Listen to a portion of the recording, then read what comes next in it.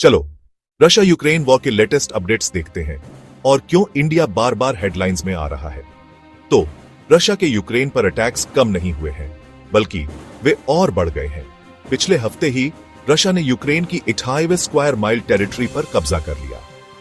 यह एक हफ्ते पहले के मुकाबले 550% ज्यादा है और सिर्फ 2025 में रशिया ने यूक्रेन पर 34,000 से ज्यादा कमिकाजे ड्रोन्स लॉन्च किए हैं, डिकॉयज लॉन्च किए हैं, पिछले साल से लगभग 9 गुना ज्यादा।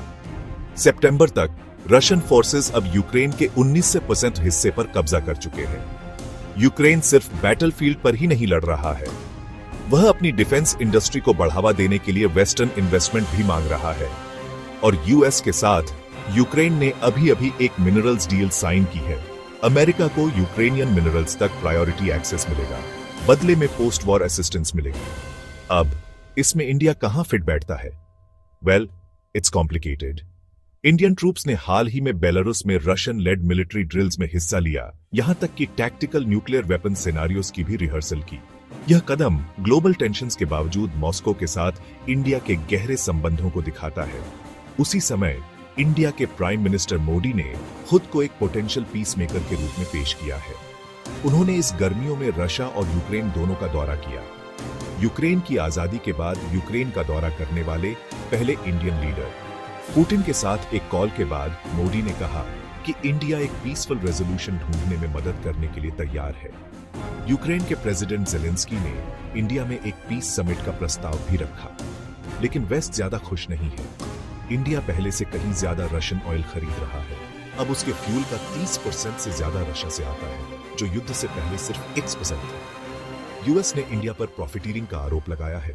उन्होंने डिस्काउंटेड रशियन ऑयल खरीदकर उसे रिफाइन करके और उन जगहों पर वापस बेचकर 16 बिलियन का एक्सेस प्रॉफिट्स कमाया है, जिन्होंने मॉस्को पर सैंक्शन लगाए हैं। और ग्लोबली चाइना, इंडिया और नॉर्थ कोरिया रशिया को सपोर्ट दिखा रहे हैं। पुतिन को आइसोलेट करने के लिए वेस्टर्न एफर्ट्स का विरोध कर रहे हैं। The bottom line, Russia Ukraine war सिर्फ एक रीजनल कॉन्फ्लिक्ट से कहीं ज्यादा है। यह अलायंसेस, इकोनॉमीज और दुनिया भर में पावर के बैलेंस को फिर से आकार दे रहा है। स्टे ट्यून्ड, यह कहानी अभी खत्म नहीं हुई है।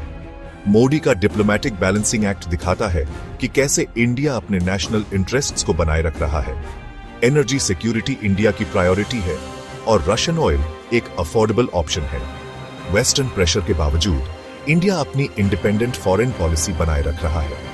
शंघाई कोऑपरेशन ऑर्गेनाइजेशन जैसे प्लेटफॉर्म्स पर इंडिया, चाइना और रशिया के बीच कोऑपरेशन बढ़ रहा है।